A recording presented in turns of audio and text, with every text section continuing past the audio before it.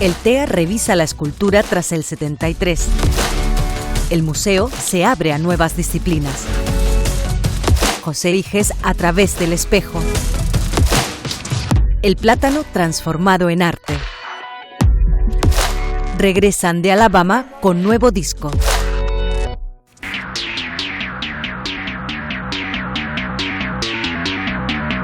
Lo que pesa una cabeza, la propuesta expositiva que he curado junto con Gilberto González, se pregunta sobre el sentido de la escultura en el cincuentenario de la primera exposición de escultura en la calle.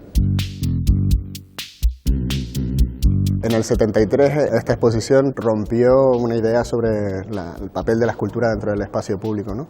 De la estatuaria militar se pasó a la escultura moderna y se resignificó el espacio público, creando nuevas formas que apelaban más a temas, digamos, no a las grandes narrativas históricas, sino a temas más relacionados con la vida, y de pronto planteó la posibilidad de congregar a la ciudadanía alrededor de esta escultura. En el 93 precisamente hubo un cuestionamiento sobre si era necesaria o no más escultura en el espacio público, y también a través de un simposio se repensó el sentido de esta escultura como elemento democrático.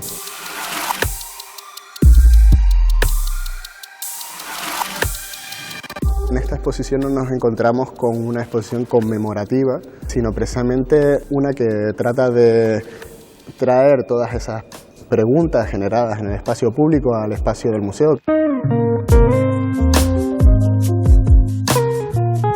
Preguntas sobre la vigencia o el papel de la escultura, sobre la necesidad de ella en el espacio público, o realmente qué tipo de escultura atiende a a la fragilidad de nuestro presente.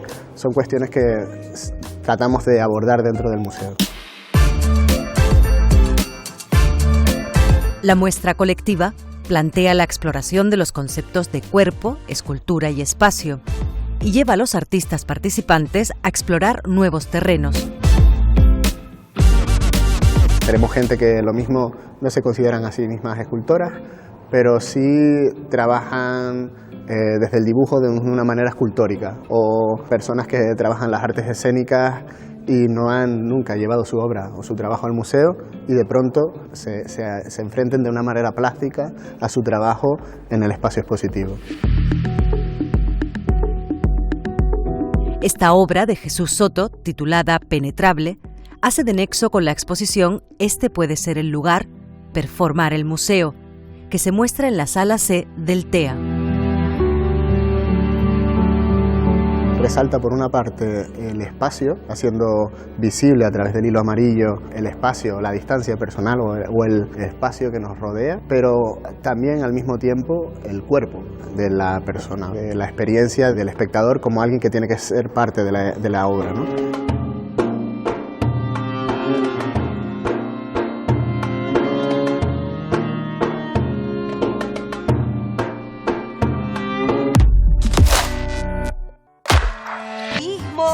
Dadaísmo, sí. surrealismo. Sí, todo mezclado.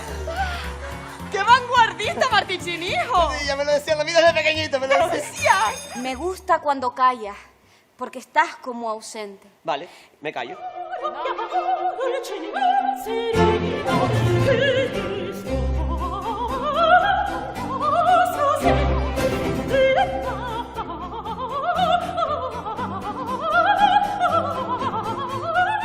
¿Por qué no pensaban ustedes como en seres vivos? Es algo que se sabe, que son seres vivos, digo. Se sabe, pero nadie lo tiene en cuenta. Si al final, todas las cosas importantes que hice, las hice por amor.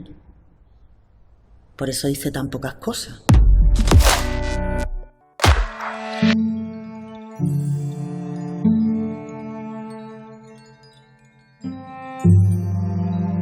Natalia Álvarez Simó y Javier Arosena son los curadores de Este puede ser el lugar, performar el museo. Performar el museo implica alterar o cuestionar, modificar ligeramente sus funciones convencionales o habituales a las que estamos acostumbrados y acostumbradas. lo que queremos es establecer un diálogo directo entre las distintas disciplinas artísticas, que el museo no solamente se entienda como espacio de conservación, como espacio de almacenamiento o de exhibición de trabajos, sino espacios de co-creación. Tanto artistas, comisarios, como también a nivel institucional, estamos todos y todas aunando esfuerzos y haciendo trabajos conjuntos para poder ofrecer otras formas o formas que ya son, pero que todavía cuesta trasladar y cuesta comunicar a la ciudadanía. Este replanteamiento del espacio museístico trae consigo una pregunta inevitable. ¿Cómo será el museo del futuro?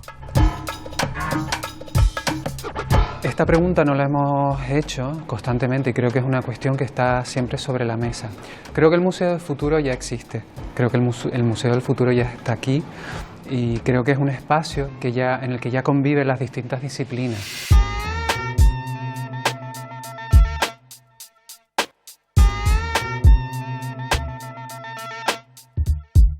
En el diálogo con la exposición Lo que pesa una cabeza, queremos recuestionar de qué forma se aunan esos esfuerzos, de qué forma se puede trabajar en conjunto para que estas disciplinas o estas otras disciplinas que normalmente se albergan en otros espacios puedan formar parte del ámbito museístico sin que se produzca una extrañeza.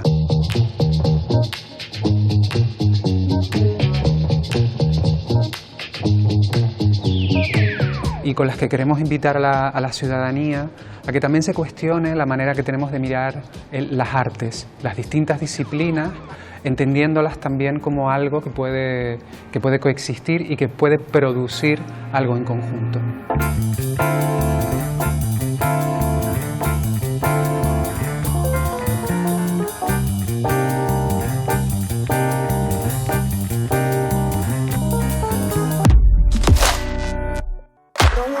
Que a mí me tocaba hacer algo con todo ese conocimiento y con el dolor de mis antepasadas. Con voz angustiada me decía que por favor acudiera a su casa, pues no sabían qué hacer. Que lo que le había ocurrido era un delito de un adulto contra una menor y que la ley la protegía.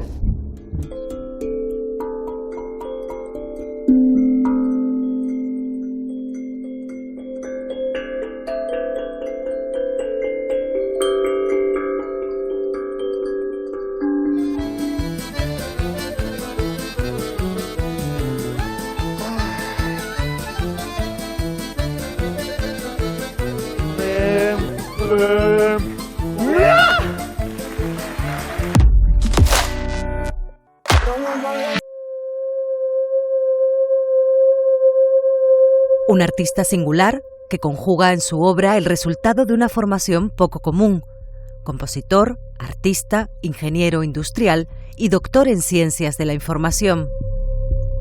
Visitamos a José Iges en Madrid a propósito de su exposición Fondo ilusorio de espejos en el Centro de Arte La Regenta. La obra, que se subtitula Acciones, Reflexiones, es porque naturalmente están las reflexiones doblemente, por una parte en los espejos, como bien se ve en el espejo, y por otra parte en el hecho de reflexionar sobre el contenido, que fue la primera acción, de encontrar libros de mi biblioteca y dentro de ellos buscar frases que a mí me interesaran especialmente porque me definieran. Por ejemplo, una de ellas dio el título, y es de un libro de Jorge Luis Borges, que dice: algún recuerdo limitado y menguante en el fondo ilusorio de los espejos. De ahí justamente sale el título de la obra. Pero eso lo hice con 50 libros, ¿no?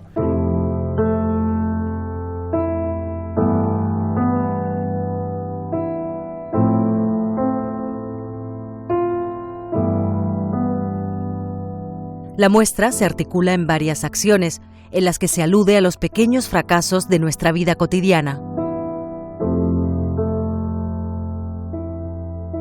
Cuando yo elegí las frases me di cuenta de que yo no sabía leerlas, o sea que para mí eran mudas. Entonces tuve que inventar esa idea de hacer una especie de a modo de partituras fonéticas, visuales, que son las que se reflejan en los espejos, para poderlas interpretar. Entonces yo las grabé con mi voz. Las imprimimos sobre espejo de metacrilato, para seguir con la idea del juego del espejo.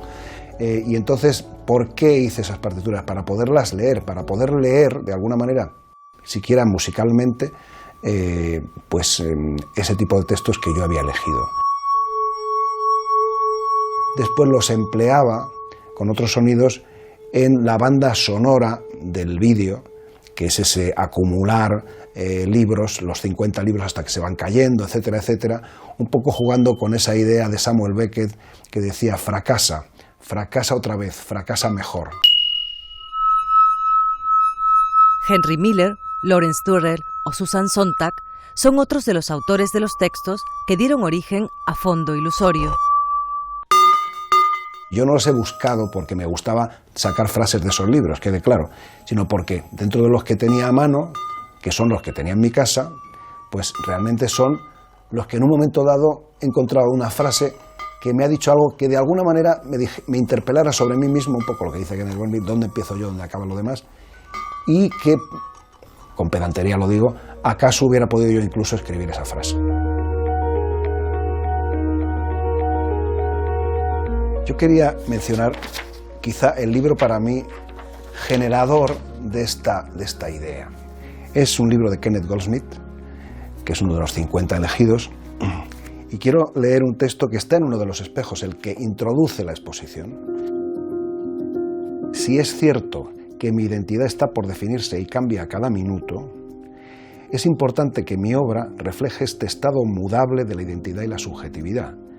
Eso puede significar adoptar voces que no son mías, subjetividades que no son mías, posturas políticas que no son mías, opiniones que no son mías, palabras que no son mías, porque al fin y al cabo no creo que sea posible definir qué es mío y qué no lo es.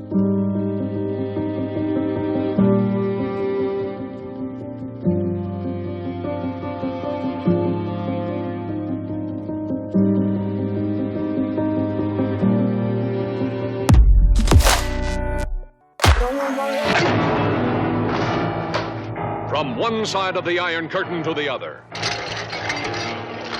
Of Lemus, the spy, who's been there and back. The man who has seen the dirt as well as the dazzle. Con nuestros vestidos nuevos, recién comprados, empezaron a silbarnos. ¡Putas!, decían. ¡Mira, las hermanas putas! Y si ahora nos ponemos todos a pensar quién de todos ellos es el más animal, está claro que nosotros, y no se me ocurre dudar, que encabezamos esta lista con orgullo, ignorancia y vanidad.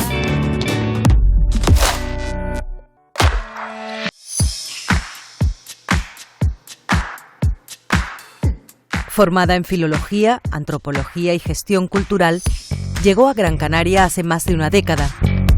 Junto al artista canario Tono Cruz, forma el colectivo BLI. Concibe el arte como trabajo participativo, como herramienta de educación, como denuncia. Para mí el arte es primero que todo un instrumento muy potente para trabajar y hablar de determinados temas. No vengo del mundo del arte, o sea, llegué a ese mundo más tarde, y cuando descubrí las posibilidades de que con esa herramienta se podían trabajar y se podían transmitir cosas, me pareció algo súper interesante. Por eso empecé, ¿no?, a darle vuelta, a ver las posibilidades, a ver cómo podía empezar por la investigación, que es lo que realmente me interesa, de lo que yo vengo. Entonces empecé a darme cuenta de que la imagen podía ser mucho más potente que hablar en los textos y todo lo que nos rodea. El grueso de su producción artística combina técnicas fotográficas tradicionales y nuevas, como el cianotipo y el fotograbado. Siempre tengo la fotografía como herramienta de empezar, pero nunca decido la técnica antes de empezar un trabajo, un proyecto, sino según el proyecto que hago, decido la técnica que voy a utilizar.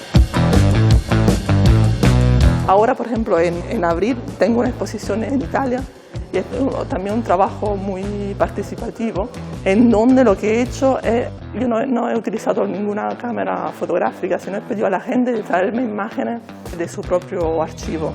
Lo que hice fue mezclar la sombra y las luces que se entrelazan entre las diferentes fotos y saqué una nueva imagen, que es mi percepción del barrio. En 2022 participó en la residencia artística de La Regenta con una propuesta sobre el plátano. El descubrimiento del potencial artístico de esta planta se ha revelado como su pasión. Combina la fotografía con la estampación y la producción de papel. Cuando yo llegué a Canarias la primera vez, hace más de 10 años, vi un montón de plataneras, ¿no? En el norte sobre todo, y también una presencia anglosajona muy fuerte. Y me llamó mucho la atención. Y entonces empecé a mezclar, a investigar todo sobre los ingleses, las plataneras aquí en Canarias, la República Bananera en Latinoamérica. Y ahí como empecé a darme cuenta de todas estas mezclas que es súper interesante. Y viajé a Londres, en el Canary Wharf, en el archivo histórico del puerto de Londres, donde hay un montón de imágenes de Canarias que aquí no había. Y claro, ahí estuve buscando hasta que al final dejé todas estas imágenes y me fui más por lo onírico, ¿no? Porque pensé que era mucho más interesante expresarme de esta forma para este tipo de proyectos.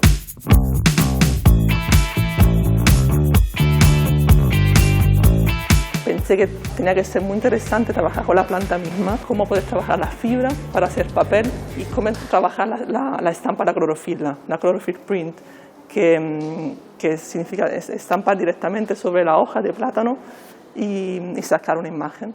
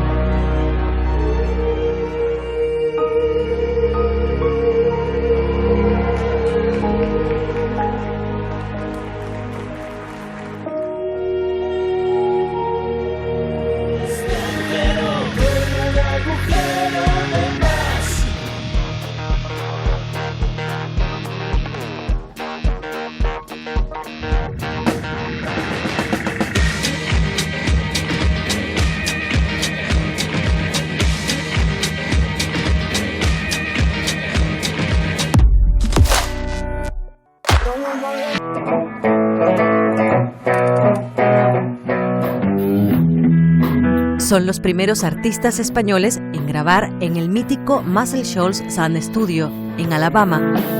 Redbeard vuelve a casa con su nuevo trabajo.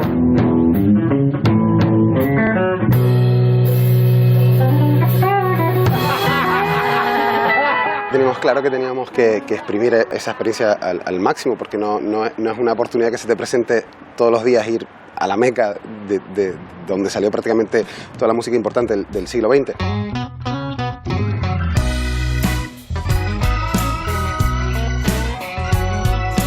I start hearing this southern rock music come out. It's really vibey, you know, and feels good. And I'm thinking, wait, I got the wrong place. And I go back to the email and he says Redbeard. And I look again. I even went to YouTube and looked it up to go Redbeard from Spain. And gosh, it was the right band. I just couldn't believe what I was hearing. Hay que tener más en cuenta de dónde somos, ¿no? Que somos de Las Palmas de Gran Canaria, no vivimos en Nashville, Tennessee, no vivimos en Los Ángeles, no vivimos... Entonces, por supuesto que teníamos claro desde el minuto uno que ir ahí era muy importante y era también un acto de responsabilidad artística. Tenemos que dar la talla y bueno, yo creo que así lo hicimos porque con los muchachos, con todo el equipo, con Juan Salán, hicimos un trabajo de preproducción bastante gordo para no ir ahí, obviamente, y a la meca. Y desaprovechar las oportunidades que nos iba a dar.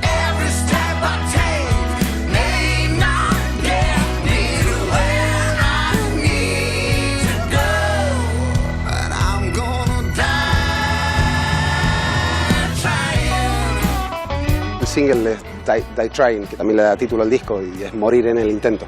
Entonces es un poco la historia de la banda con las dificultades que hemos tenido, ¿no? Obviamente geográficas, pero que eso no nos va a echar para atrás y al final vamos a morir en el intento.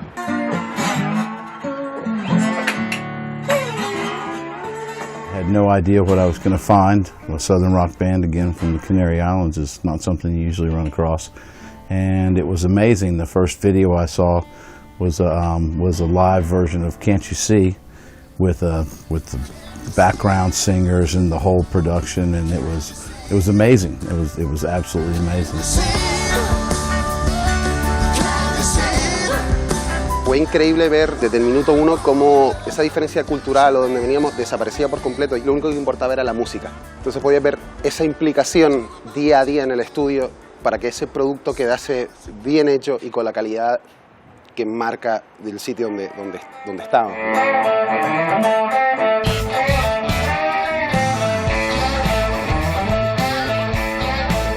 Nuestra carrera como músicos, yo creo, y hablo por todos, que ha sido una de las mejores experiencias que hemos tenido hasta ahora. Obviamente no sabemos lo que nos depara el futuro. Yo lloré, nada más entrar, se me salieron las lágrimas y Charles Holloman me miró con risa y me dijo, bueno, tranquilo, esto le pasa al 90% de la gente que entra aquí.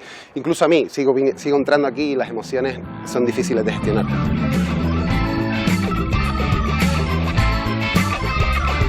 Ya no solo en la sala de grabación, sino en la salita de café, fotos como en esa misma sala, Aretha Franklin, Wilson Pickett, esa infinidad de artistas, la lista es interminable.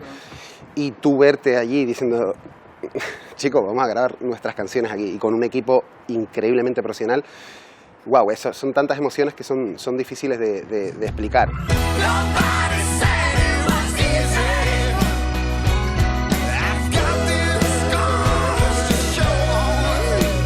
Esas canciones se van a quedar aquí. Mi hija Dakota podrá ver esos vídeos, escuchar esa música. Mis amigos, mis compañeros, ustedes pueden decir, hey, escucha esto, ¿no? Yo creo que aquí estamos solo para hacer buena música y mucho más esta música que obviamente no nació aquí, pero que podemos de algún modo formar parte de esa historia, de los discos que se han grabado ahí, que se siguen grabando ahí.